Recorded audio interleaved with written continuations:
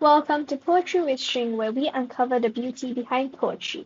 In today's episode, we'll be looking at Exposure by Wilfred Owen and Remains by Simon Armitage.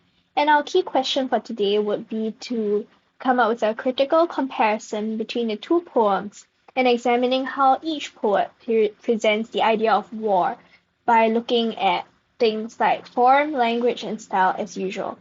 So for this episode, I will not be reading the poem because they can be seen on the screen, and instead I'll be taking you through how I might approach analyzing both poems and centering my essay around the idea of war. So let's begin. Exposure by Wilfred Owen criticizes war as a torturous battle, both with regards to defeating the enemy and contending with the harsh natural elements through the portrayal of the numbing and desensitized effect prolonged war has on soldiers. Remains by Simon Armitage similarly criticizes war and presents war as an experience of inevitable desensitization of soldiers to become ruthless. So the idea that is common between both poems will be that of desensitization.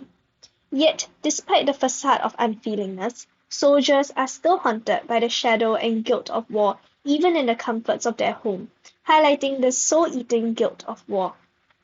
Through the themes of conflict, both internally and externally, and dehumanization, both poems denounce war.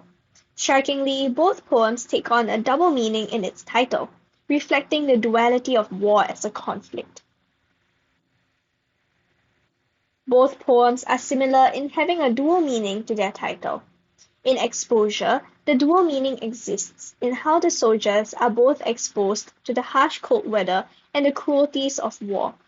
In the poem, the weather is described as merciless, highlighting the soldiers' possible death on battlefield by exposure to these elements. Merciless is circled here. Additionally, the soldiers are exposed to the cruelties of war through sudden successive flights of bullets, which can be found here,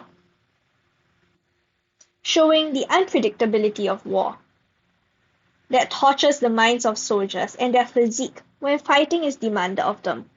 On the other hand, in Remains, the dual meaning appears in the remains referring to the remains of the human body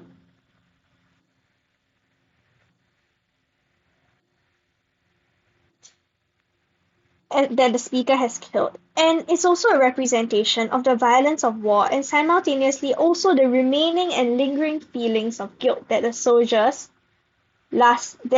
the soldiers lasting even after the war. Thus, both poems reflect the duality of war through its title, that war impacts one negatively in multifaceted ways, hence seeking to condemn war. Both poems are similar in using repetition. In Exposure, there is the repetition of the use of ellipses in the first stanza. So, this reflects the eternity-likened torturous wait the soldiers experience when anticipating a conflict to begin. How drooping flares confuse our memory of the salient, as seen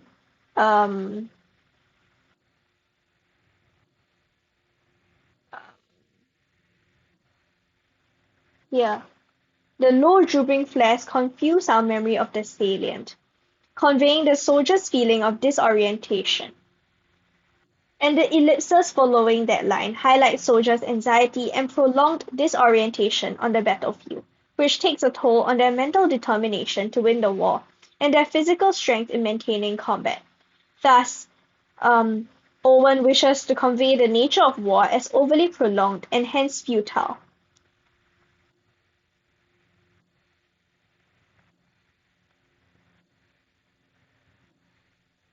As soldiers lose their determination to win, which is one of the effects on the soldiers. Similarly, in Remains, there is a use of repetition. However, the repetition is in the form of an inner thought.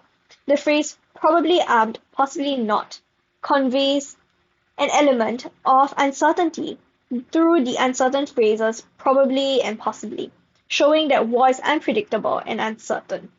At the same time, the use of repetition in repeating this statement reflects the burden of guilt of being a soldier in the war, as even in the speaker's sleep, he thinks about his killing of an enemy. Sleep, and he's probably armed, and possibly not. Highlights that the shadow of war haunts one even in their comfort and subconscious psyche, indicated by sleep. Additionally, war's effect on soldiers is also that it degrades the mental health of soldiers, reflected in the disconnect between the sleep and his memory of the enemy. With the overlapping layers of memory between what happened on the battlefield and the soldier's current reality, the speaker is a representation of war, as as having long-lasting impacts on soldiers, including that of trauma. Hence, Armitage highlights war as a lifelong battle, one that one also has to contend with even in post-war years.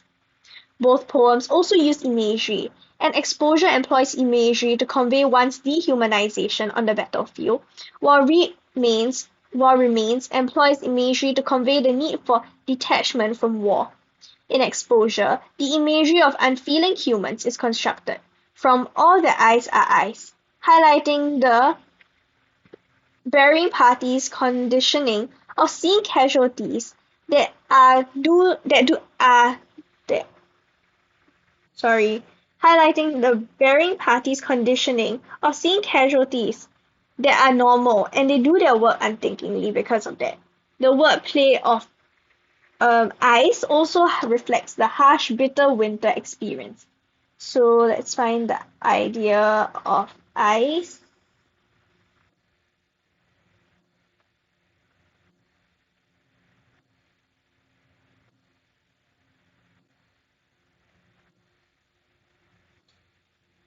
Also reflects the harsh, bitter winter experience, showing the soldiers' conditioning to be akin to that of their surroundings in order to survive. While it presents the soldiers as adaptable, it also shines light on the pitiful nature of soldiers having to place basic survival as a priority, showing the degradation of human civilization to be akin to primitive days. Thus, Owen presents war as a symbol of the backward trend of human civilization, in portraying its effects on soldiers as conditioning them to return to animalistic tendencies. On the other hand, Remains uses imagery in "and the drink and the drugs won't flush him out", which is found below here, to indicate the emotional trauma faced by soldiers, such that they have to numb themselves with drink and drugs. Despite the massive amounts of cruelty in war, Armitage highlights the feeling human nature within soldiers that takes an emotional toll on their guilt of murder in war, hence calling for a need for detachment from war.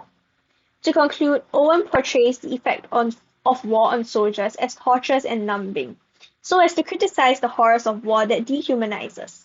On the other hand, Armitage portrays the effect of war on soldiers as haunting and traumatizing, so as to urge the readers to consider the multifaceted layers of war that haunts soldiers.